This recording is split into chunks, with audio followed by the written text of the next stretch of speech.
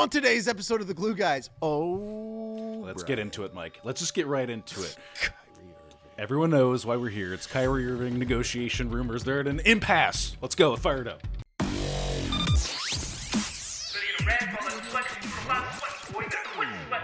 Welcome back to The Glue Guys. This is Mike Ayers. Hello, Brian. Hello. Check us out on Twitter at BKGlueGuys, Netsnet.com, The Athletic. Get yourself out of the paywall, TheAthletic.com/GlueGuys, a subsidiary of the New York Times. Right? Michael, we have news. We've got real news today. This is the time. Hit News. This is the news sounder. This is the time. I'm unlocking the news. Props. I have props. This is why you should be actually behind the paywall, because SHAMS of The Athletic reports this morning. Here's the headline. Nets Kyrie Irving at an impasse. This is the news that Brian and I have been waiting for. I will pat ourselves on the back, Brian. Yeah, you let's ready? do it. I'd like We to. said trust the gossip mongers, okay? We have shifted our thinking around understanding the media and the NBA. Tracing it back to the James Harden rumors. We poo-pooed the rumors. Yes. Harden got traded. Yeah. That was a mistake. Then on our Nick part. Wright, Bill Simmons, and others started whispering and chatting and chittering and chattering that Kyrie Irving to the Lakers was a real possibility, and many people poo-pooed those rumors. Not I, and not you. No, we're old dogs now. We've learned new tricks. I don't know, but yeah, we've We're learned. puppies. Yeah, We've we're learned new puppies. tricks. We're just puppies. We're just young pups, little blue-eyed bulldogs. Sean, this is I know people. There's a lot of different reactions to Shams's piece. Some people say it's just posturing from Kyrie's camp. Oh, he'll be back. Yeah. Other people say, oh no, he's gone. He's definitely gone. Regardless of what you, sort of what outcome you think is going to happen within the next week and a half, because that is the timeline. It is just a week and a half. Yeah. It is important to know that there is definitely at least an impasse, which is one of my favorite words that you really only say when it comes to basketball and negotiations between Ukraine and Russia. Right? It's like that is the impasse. That's so how frigid these negotiations have turned, Mike. That's what's happened here. who's Ukraine and who's Russia? Let's be honest. Let's not guess. You know. Let's not get canceled. Brian, I called you. I left you a voice message. You know when I leave you a voice. Yeah, I didn't listen to it, but I saw it, and I knew that it was important. That's really all you need. Yeah. You don't need to listen to it. Yeah. When you saw the story, what did you think? What was your gut? And this is heart, what's going brain out. reaction? You know, we're mixing it up on Twitter with people. There's a whole lot of confusion, obviously, out there about what's bluster, what's negotiation posturing, and what's real, what's based. You know what the word based is? That's an internet term. It's things are based if it's. I know the cooking term.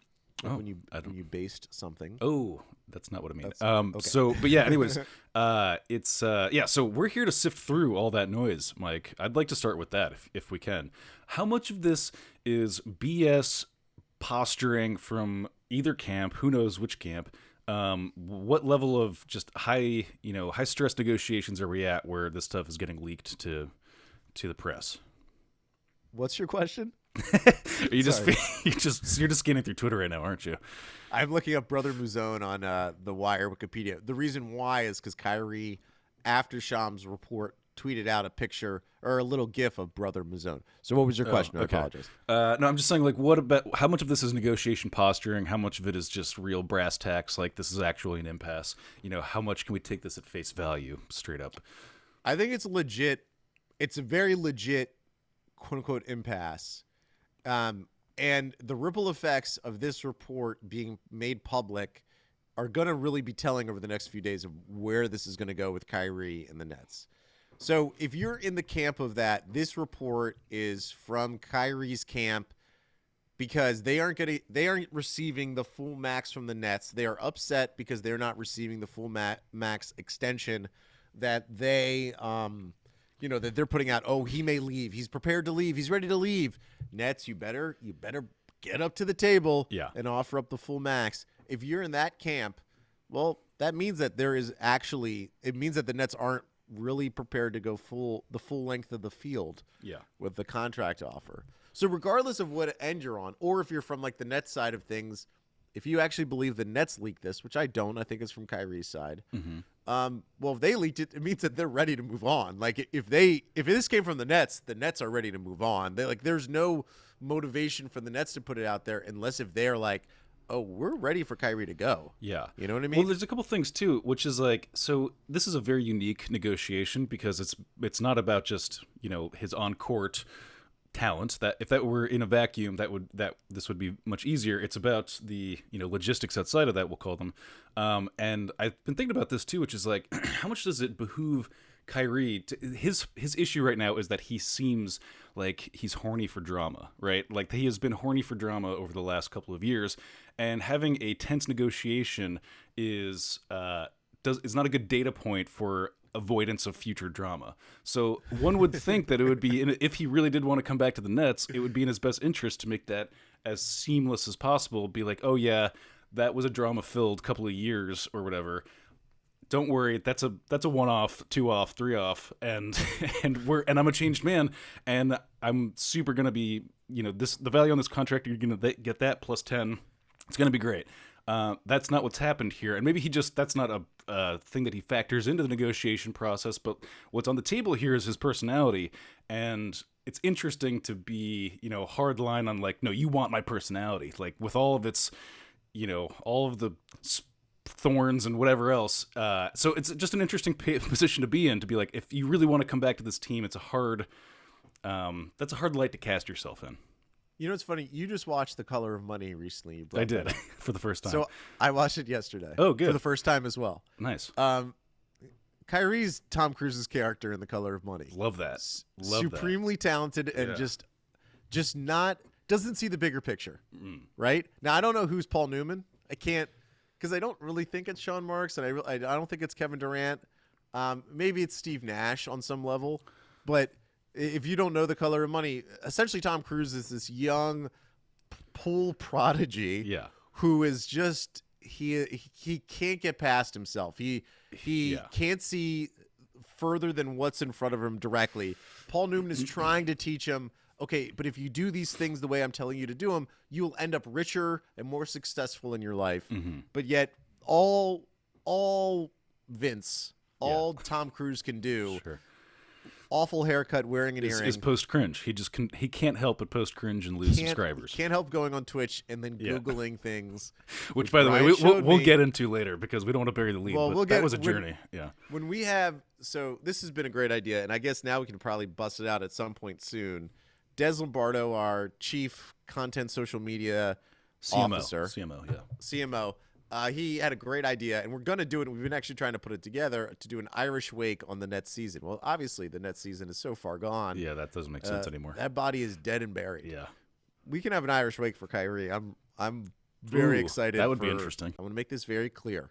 I'm going to do I don't know. I know you don't listen to Bill Simmons' podcast, but when Bill Simmons says something controversial, he says, "Kyle, turn on my camera." That is my Bill Simmons. Okay. Kyle's his nephew, who is the producer on the show. Kyle, turn on my camera. Here's the thing. Kyrie, if he leaves the Nets, it will end up being one of the greatest debacles in basketball history. His career will be tarnished forever. Yeah. Can I just let Kyrie know something for a sec? If he wants to leave, maybe he doesn't want to leave. Maybe he just wants the full max, and that's his problem. But if he wants to leave, because in Shams' story, Shams lists 3 teams where Kyrie maybe could go. Knicks, hashtag Knicks for clicks, the Lakers and the Clippers. The likely troika of coastal media elites. If he actually leaves, it will be such a disgrace on a career that, frankly, he should be up there with Steph Curry. What is separating Steph Curry and Kyrie? Mentality, ultimately, right? It's basically just mentality. Kyrie has won a championship. Yeah. He hit a game-winning shot in the championship. He will do things on the basketball court I can't even conceive of. But Brooklyn was literally the perfect situation for him. What Brooklyn was, players club, run by the players. Yeah. Right? Completely. He's coming in with his best buddy, Kevin Durant, also one of the best players in the NBA. Joe Tsai, a very appeasing owner. Sean Marks, sort of an EQ genius, Steve Nash, EQ genius, all of that. Everything's laid out. It's near his hometown. He claims he grew up a Nets fan. Sure. Was there a pandemic? Yeah. He didn't control. I'm not going to blame the pandemic on Kyrie Irving. Let's not. But everything was there for Kyrie. All the complaints that if you're a Kyrie defender going into Brooklyn, you're like, oh, he finally has the situation that is set up for him to succeed. Yeah. It is Jim Carrey and Ace Ventura, baby. Mm-hmm. The guardrails are there for the perfect Jim Carrey performance. Right. Him talking out of his butt. Yeah. Kyrie Irving could talk put out on of his that, butt. that Yes. awful shirt and talk out of his butt. And he had the guardrails set up. And that's what he did. He would fail. Fail, Brian. Well, and the thing if is, this doesn't work out. He doesn't really, and maybe this is true, maybe it isn't, but my sense is that he doesn't sort of understand the amount of impositions he put onto the Nets, and like that there's just really no other place that's going to especially after all of this, like there's just nowhere else that's going to be that obsequious to his needs. Like we've just really, like in this negotiation, it seems like Marx is or the Nets in general just want to see some kind of give, some level of give, at all. And Kyrie is like super averse to any kind of pushback at all, to the point where it seems like we're in an impasse. But Mike, I want to get to this other part. I've been going back and forth with some people on Twitter. Shout out to Brooklyn Nets 85. Don't mean to blow up your spot, but there's some people who have a very lowly opinion of Sean Marks at this point, Mike, which I'm kind of interested in. And they're speculating that he's not even aware of the effects that this will have on Kevin Durant, that he's not factoring in Kevin Durant's, willingness to play for a team without Kyrie Irving on it, which I think is... I think you have to think Marks knows a little bit about Kevin Durant's thinking to be at this point in the negotiation. Would you say that that's true? What's that? I don't know why I'm not listening. I need to listen. I'm stuck on Twitter. I apologize. I'm listening. Yeah, no. This is about Twitter, wrong. so it's good. No, you're fine. I do this to you all the time, so that's super fair. I feel so bad. No, I'm saying that like there's a conversation I'm having with a guy on Twitter about how he speculates that like what if the Nets are just screwing this up and Marks has like no clue about what Kevin Durant wants or will do after there is a schism formed between Kyrie and the Nets and he leaves, and they're like, what if he has no idea and Kevin Durant's just pissed off and leaves? Like what is the chance that Sean Marks hasn't factored in the only other meaningful third party in this negotiation? And I don't mean to blow up your spot, dude, but this is like this one feels very like straightforward to me, but I don't know, maybe I'm crazy. Mike, what do you think? So I fear there is a part of me that fears that we don't know what Kevin Durant thinks. He is on Twitter right now. He tweeted about something that has nothing to do with Kyrie Irving. It was a retweet reply about something else about basketball. It has nothing to do with Kyrie Irving, but it came out post the Shams Charania report. Kyrie himself has commented on that report by tweeting out that picture of Brother Mazone. There's a 10% chance, I think it's 10%, that KD is not fully on board, that he is not communicating with the Nets himself, and that Sean Marks is flying blind. But that also means that the 90% chance that Kevin Durant's fully on board and fully understands everything that's happening, because that has been the pattern of his time in Brooklyn. It would be a dereliction of duty if Sean Marks did not know how Kevin Durant feels about what's happening with Kyrie Irving. It would be a dereliction of duty, a Brian. literal like insta-fire offense. That's my like if you just have no inkling of what Kevin Durant's feeling about this, and you're in the mix with Kyrie to this extent, that's a really bad position to be in. We've talked about this on a previous pod, and it's funny that we talked about this before the Shams Charania report came out.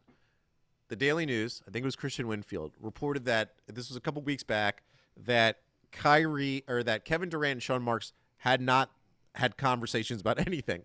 Yeah. This was during the global tour of Kevin Durant when he's watching Mike James play basketball, who maybe is the Kyrie replacement. The next Kyrie. They're very friendly all of a sudden. So it was made kind of a big deal. Oh my God, Sean Marks and Kevin Durant aren't talking. Mm-hmm. Maybe Kevin Durant just has a cell phone plan that doesn't work internationally. I don't know if people never thought about that.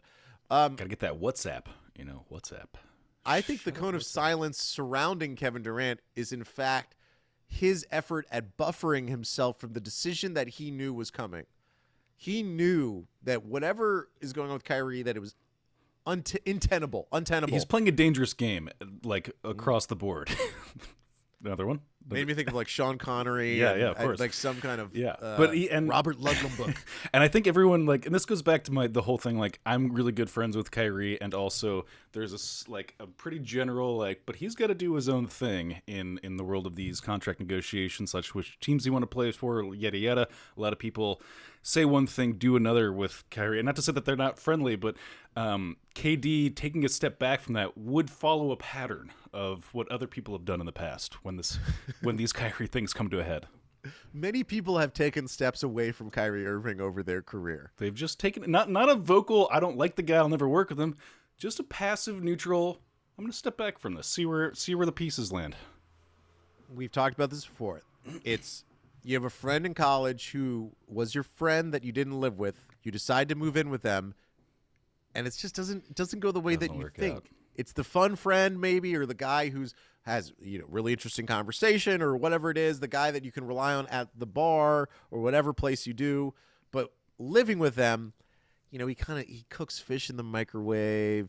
He leaves like open containers in the fridge. He doesn't properly. So then the fridge is pervasive smell of whatever was in that container. Yeah.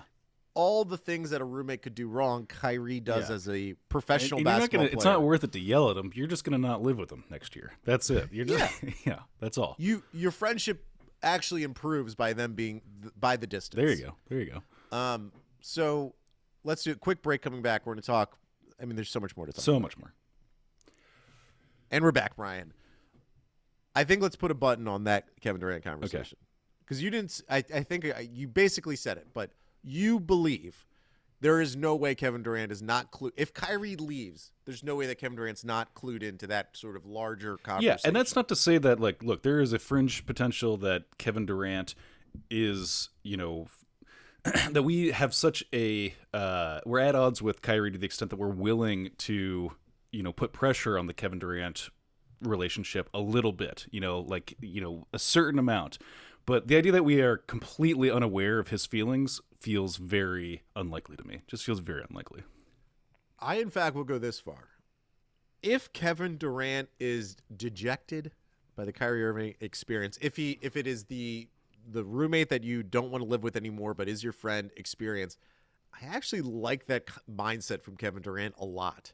Like it's him recognizing, okay, I came here to Brooklyn thinking I was building a super team with Kyrie Irving and DeAndre. Remember DeAndre Jordan? I do.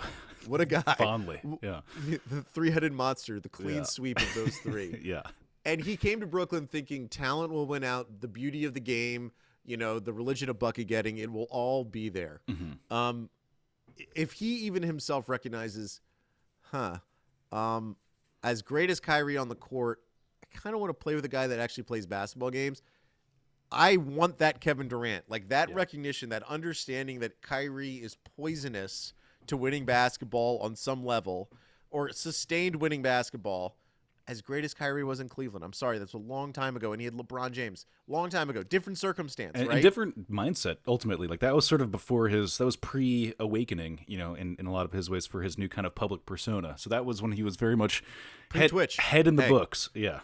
Pre-Twitch, playing Grand Theft Auto 5 by yourself or whatever, the circumstances. Yeah. I still that's a good detail. Not let that go. When I write the long-form goodbye piece about Kyrie, I will open that story with Grand Theft Auto, playing it by yourself when you have the option to play with others. Yeah. So I think, and to add just like one more thing to that, is that like KD seems to me to be very outcomes-driven kind of person. I think it's hard for KD to see what happened here in the first round of the playoffs, and that being an embarrassing situation. The idea that, friendship trumps that kind of, career embarrassment, I'm just basing this on intuition. I don't have any like special insight into that, but that doesn't seem to jive with my understanding of how KD sees himself and his particular trajectory in his basketball career. Like, first round sweeps is not part of the KD legacy, like in his mind. And that's not to say that Kyrie is like solely to blame for that or whatever. Obviously, like, everyone understands that there was incredible circumstances that led to that. But it's hard to like look at what's happened over the last couple of years and not see that there's a general There's a this actually even extends to the fan base. People will throw around the term toxic. I don't mean it necessarily to seem toxic, but like things have gotten negative. Things have gotten weirdly negative over the last couple of years, and I'm not saying I'm going to attribute that directly to Kyrie Irving and that's like the only contributing factor there, but it's a pretty big piece. It's a big chunk. It's a big chunk, and people have been very divisive towards each other more than I've ever seen in like Nets Twitter. Like people, I don't know if you've been to these Twitter spaces in a while, but they are wild. They're wild. It's like trying to solve climate change. Are we going to try to solve it by not spewing out and digging for oil and all the disgusting carbon monoxide or carbon whatever that we dump into the atmosphere? Do we clean all that up, or do we just paint our roofs white? Yeah. Because we've been told by painting your roof white, it'll lessen the heat in the atmosphere. It's like, no, there's Green New Deal, baby. Get on board. Yeah. We need big, massive changes if you're going to fix this thing. Kyrie Irving is the Green New Deal of the Nets. We need push him out, push him through. And I'll also say, for Mark's own purposes, Mark's legacy has been about sort of recreating this Spurs-like culture. To see that he's done that perfectly in its current state, his own legacy is sort of at stake here as well, as a person who's been a really good facilitator of cohesiveness and vibes and all that good stuff, and just systems. And now I don't know if there's another team right now that is more sort of discombobulated in terms of identity, in terms of culture, all that stuff. It's the Lakers. The Lakers, but the Lakers. That's what's funny is that Kyrie. So I think when people are listening to this pod, they love our emotion. They love what we're talking about. They love the connections to The Color of Money, a movie that let's say 95% of our audience hasn't seen. Yeah. Right? Like Bill Gabiri, shout out to you. I know that you got that. He's got it. He got it. But what they want to hear is what do we think about the potential teams and the trades that could be made?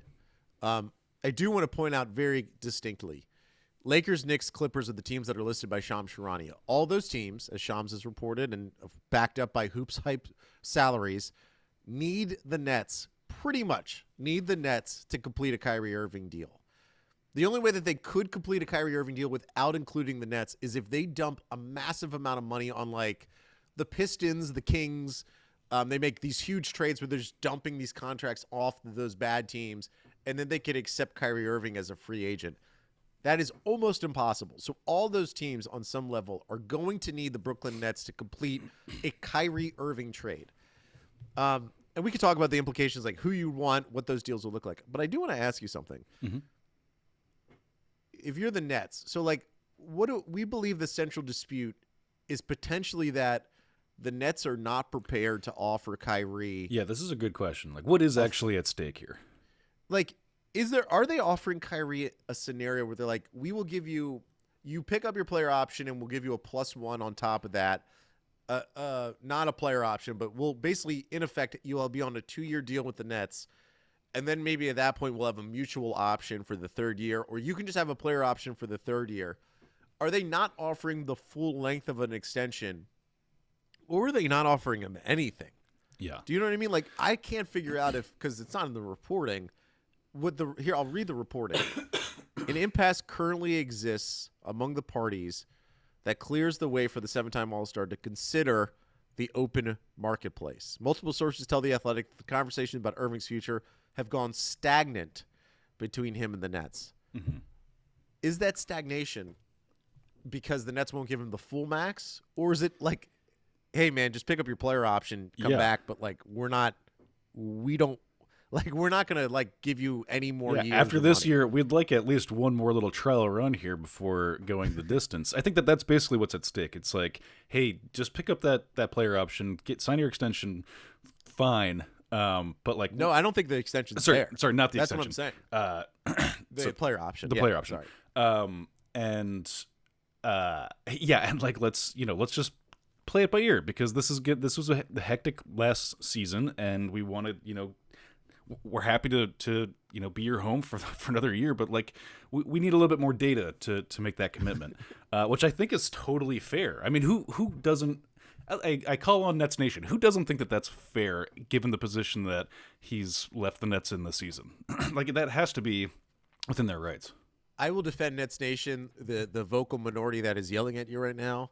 In that it's not that fairness isn't what we're talking about. It's ultimately like, how do you want to, like, if you're the Nets, are you willing to do this gamble and possibly lose Kyrie Irving and blow up this dynasty that never was for, you know, like for this, like, if like there's a lot of people who are yelling as if it's like locker up chance in the 2016 election. Yeah. This is just give him his money. Like, I do understand the mindset of a fan of Nets fans who are like, just give him his extension.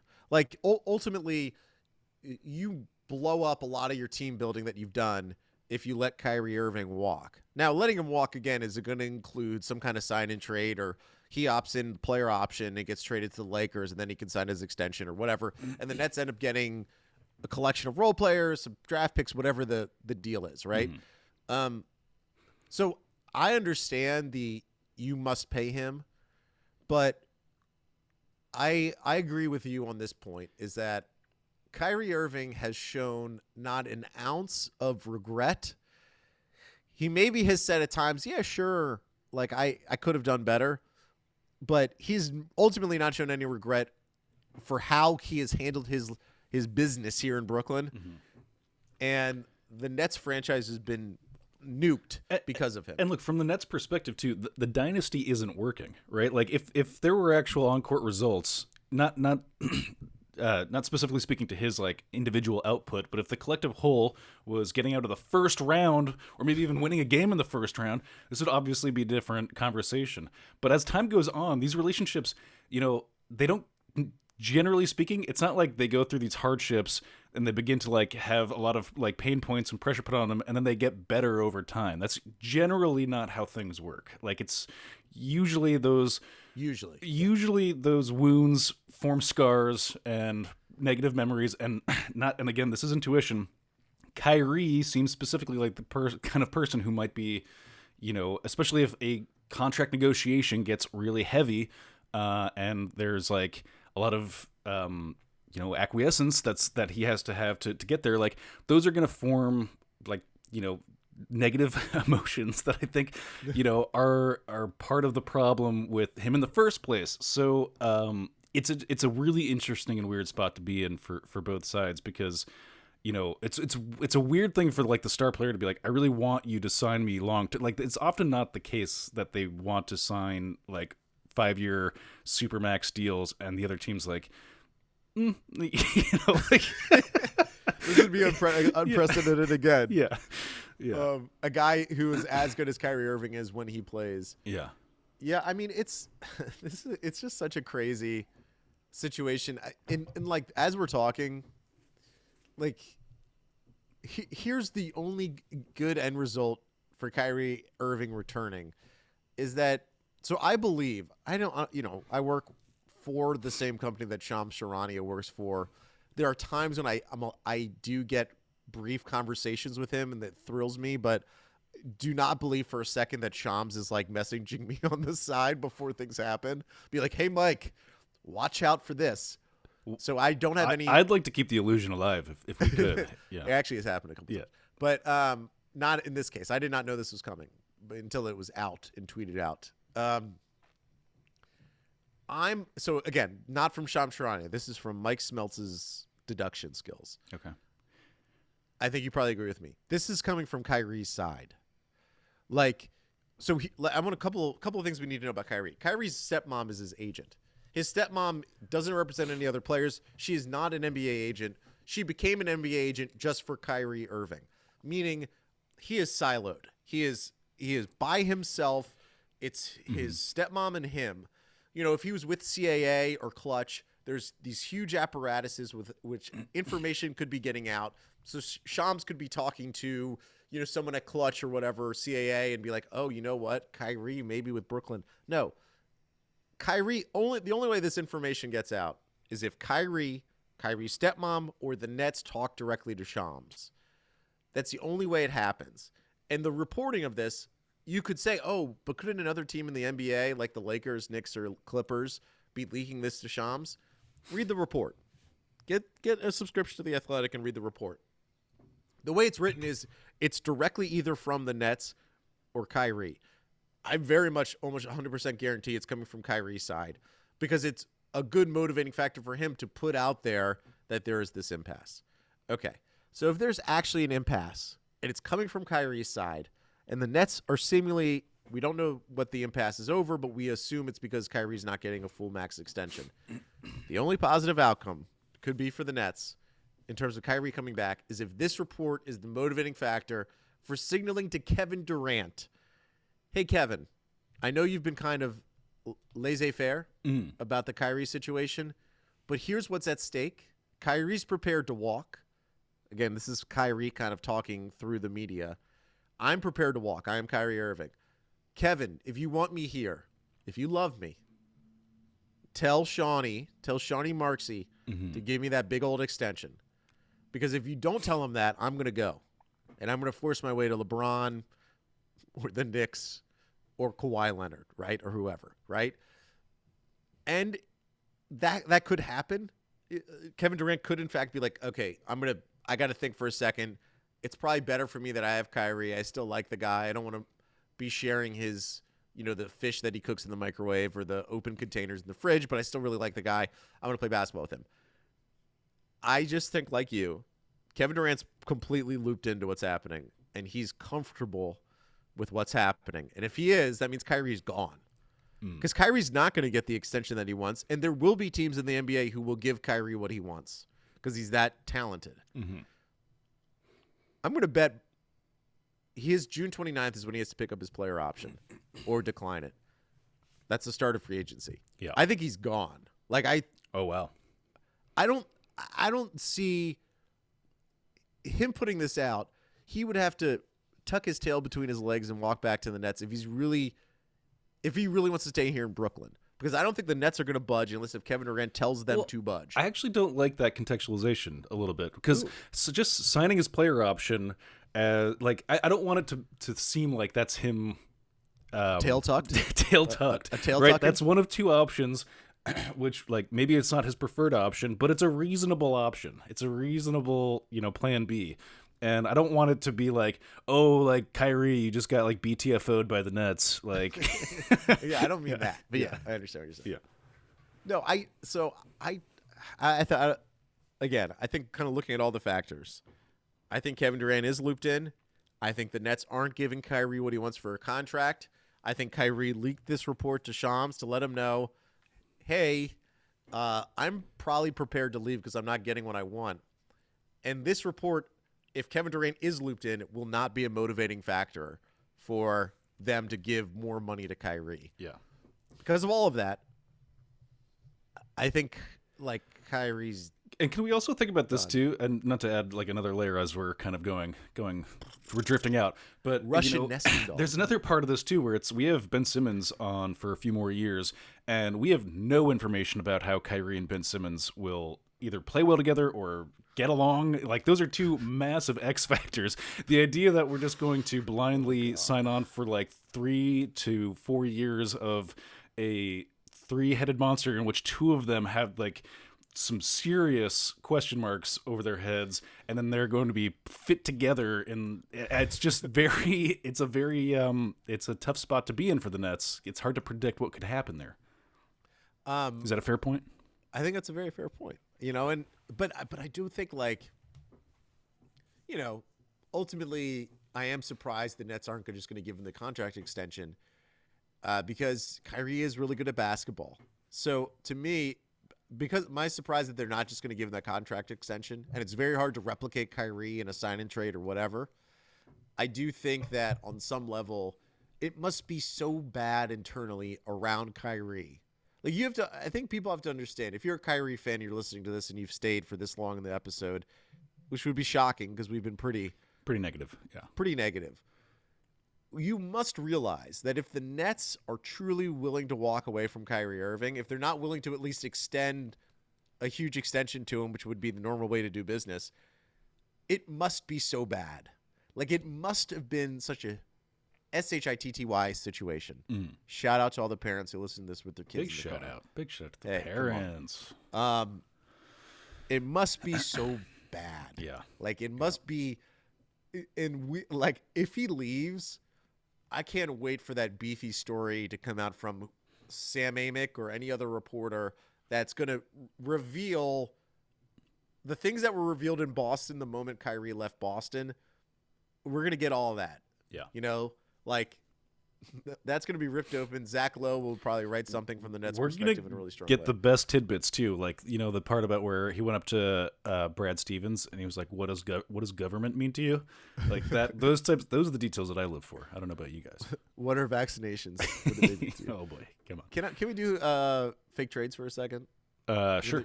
There's so much to talk about, but I just want to clearly outline because this is what we're going to be doing right now. The teams that could maybe get Kyrie are Lakers, Knicks, Clippers. I think a fourth, fifth team are going to get very interested in Kyrie because they're going to see, that's sort of like a potential to get 60 cents on the dollar for a guy that good.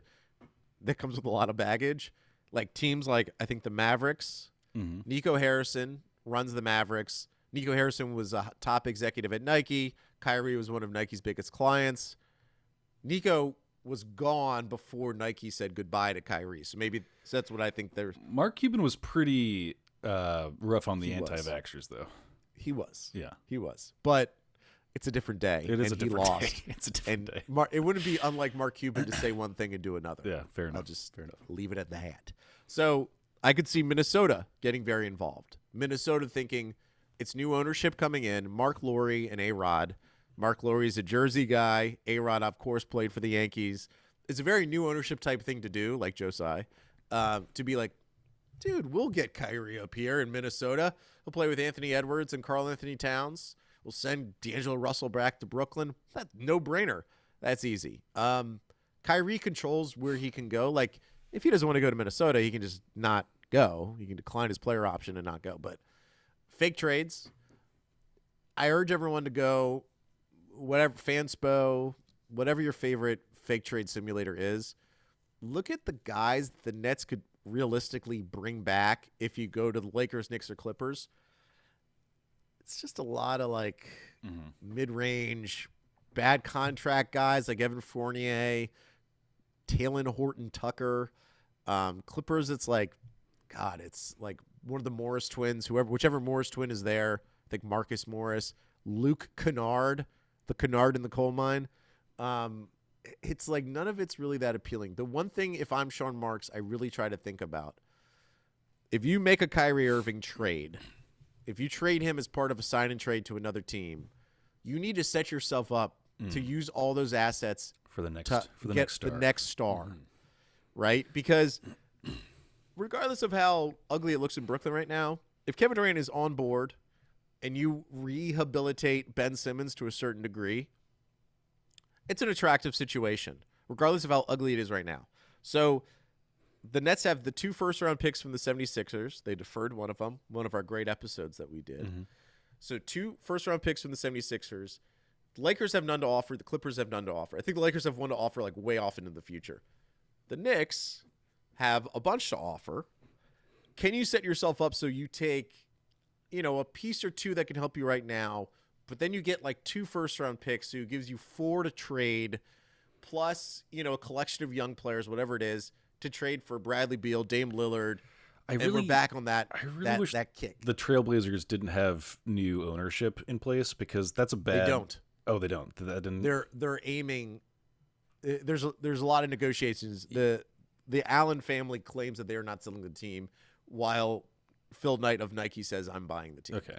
But the issue is if Phil Knight does, or that group headed by Phil Knight, does buy in, then I'm worried that they'll never trade Damian Lillard, or at least not for the first 1 or 2 years, because that's just a bad look.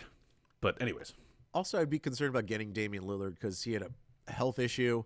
He's getting older. He's making a ton of money. I guess beggars can't be choosers, but we're in a tough spot there. Like, do I want Bradley Beal at this point? It's like, oh my God. I don't know, Mike. Bradley Beal, Ben Simmons, and this is what Durant's Kyrie wants us to think right now. That's what he's like, okay, if not me, then who? And we're like, I guess we can talk ourselves into Bradley Beal, but Jalen Brunson? Yeah.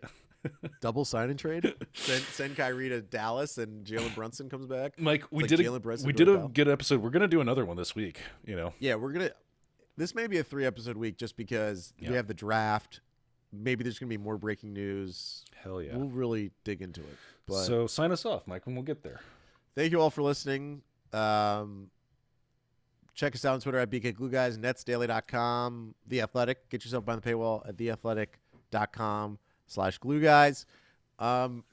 If you are an Athletic subscriber, Alex Schiffer and I did a live room, which is like the Athletics versions of Twitter Spaces.